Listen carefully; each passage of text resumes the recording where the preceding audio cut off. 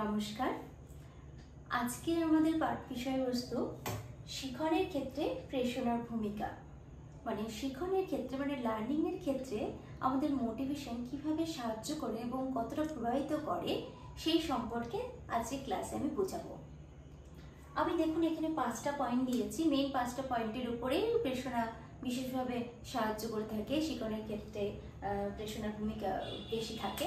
সেই পয়েন্টগুলোর মধ্যে প্রথম পয়েন্ট হচ্ছে প্রেরণা ব্যক্তির কর্মে উদ্যম ও শক্তি যোগায়।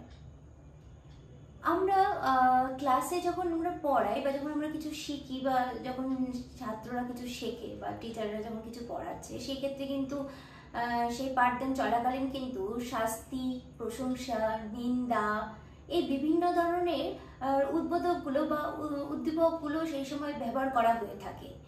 যেমন যেমন আমরা যদি বলে থাকি যে এই পড়াটা না করলে তোমাকে আমি শাস্তি দিব, বা কোনো একটা যদি আমি কিছু কোশ্চেন জিজ্ঞাসা করলাম, তার পরিপ্রেক্ষিতে হয়তো কেউ ভালো উত্তর দিল, সেইখানে আমি যাকে বললাম বা খুব সুন্দর হয়েছে, খুব ভালোভাবে বলেছো, বা তার পরিবর্তে আমি তাকে একটা পুরস্কার দিলাম বা প্রশংসা করলাম, না ভালো বলেছো, এইসবের করার ফলে তার মধ্যে কিন্তু একটা শক্তি যোগাবে বা একটা উদ্যম যোগাবে যে না, তাকে কাজটা করতে হবে বা তাকে ভালোভাবে শিখতে হবে। এই বিষয়গুলো আসে যেটাতে প্রেরণা থেকে সৃষ্টি হয়। কিন্তু এই উদ্বোধকগুলো কিন্তু স্থায়ীভাবে একদম কাজ করে যায় না। স্থায়ীভাবে যে সে তার প্রেরণাটা থেকে গেল, একবার বলে দিলাম না, ভালো করে নিয়েছে বলে সে ধরে নিল না আমি সবসময় ভালো করব বা আমাকে ভালো করতে হবে, সেটা কিন্তু আসে না। তাহলে স্থায়ীভাবে উদ্বোধকগুলো কিন্তু উদ্যম সৃষ্টিতে কিন্তু সাহায্য করে থাকে না। সেকেন্ড পয়েন্ট হচ্ছে আচরণের প্রকৃতি নির্বাচন করে। আচরণের প্রকৃতি নির্বাচন করে। একটা শ্রেণীকক্ষে বিভিন্ন রকমের ছাত্ররা থাকে। এবার সমস্ত ছাত্রদের কিন্তু বিভিন্ন রকমের আচরণ করে। এবার সেই ক্ষেত্রে কি হয়, শিক্ষার্থী হয়তো বিভিন্ন বিষয়ের উপর তার আগ্রহ জাগে, যে কারো হয়তো কোনো পাঠ্য বিষয়ের কোনো একটা নির্দিষ্ট সেখানে শিক্ষক হয়তো কিছু একটা বিষয় পড়াচ্ছে, সেই পড়ার কিন্তু বিভিন্ন রকম বিষয়ের উপরে কিন্তু তাদের আগ্রহ সৃষ্টি হয়।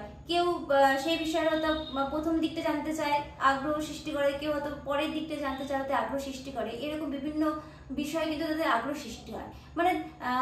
সেই ক্ষেত্রে শিক্ষকদের কি করতে হবে, তাদের কিন্তু বিভিন্ন প্রেরণার জন্য বিভিন্ন রকম আচরণ যে করে থাকে শিক্ষার্থীরা, সেই ক্ষেত্রে শিক্ষক কি করবে, তাদের আচরণটিকে নির্দিষ্ট করার জন্য তাদের পাঠ্য বিষয় বা ক্লাসের যে পাঠ্য বিষয়টা থাকবে সেটাকে কিন্তু নির্দিষ্ট করে দিবে। সেরপরে কিন্তু আচরণে তাদের কিন্তু আচরণের যে প্রকৃতিটা থাকবে, সেই প্রকৃতিটা নির্বাচন করার মাধ্যমে তাদের মধ্যে যে প্রেরণাটা সৃষ্টি হবে, তার ফলে তারা একটা নতুন কিছু শিখতে পারবে এবং জানতে পারবে। নেক্সট 3 নম্বর পয়েন্ট হচ্ছে প্রেরণা কাজ সম্পূর্ণ করে। প্রেরণা কি করে? কাজ সম্পূর্ণ করতে সাহায্য করে। মানুষ নিজের চেষ্টাতেই অনেক কাজ করে থাকে। আবার কখনো কখনো কি হয় যে নিজের সমস্যাগুলো এবং যে বাধাগুলোতে সেই সম্মুখীন হচ্ছে, সেই বাধাগুলোকে নিজেই সমাধান করার চেষ্টা করে এবং সেই সমাধান করার জন্য সে বেশি সময় ব্যয় করে না বা বেশি শ্রম অপব্যয় করে না। তার সবসময় তার লক্ষ্য থাকে যে কি করে তার যে লক্ষ্যটা অর্জন করবে, সে নির্দিষ্ট পথে কি করে পৌঁছাবে, নির্দিষ্ট লক্ষ্যে সে কি করে পৌঁছাবে, সেটাই তার একটা চাহিদা থাকে যে না, তার নির্দিষ্ট লক্ষ্যে পৌঁছাতে হবে।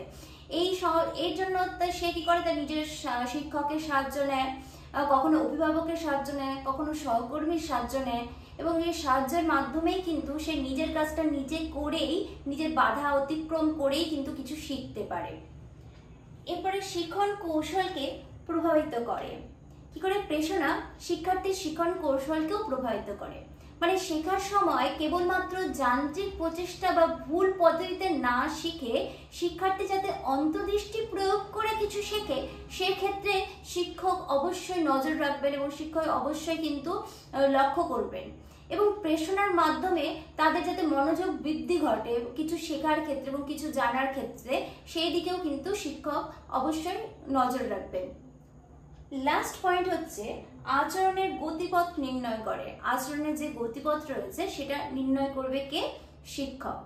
শিক্ষকের কর্তব্য হলো শিক্ষার্থীরা বিভিন্ন আচরণের মধ্যে থেকে যাতে সবচেয়ে প্রয়োজনীয় আচরণটি বেছে নেয় সেই দিকে শিক্ষকের কিন্তু একটা লক্ষ্য থাকবে। যেমন শিক্ষার্থী কিন্তু ক্লাসরুমের মধ্যে বিভিন্ন রকমের আচরণ করবে, ঠিক আছে, এবং কার জন্য কোন আচরণটি ঠিক হবে সেটা শিক্ষার্থী কিন্তু নিজে বুঝতে পারবে না, এবং সেই আচরণটি কোনটা কার জন্য ভালো এবং সেটা সুনির্দিষ্টভাবে নির্বাচন করতে একজন শিক্ষক শিক্ষার্থীকে সাহায্য করবে।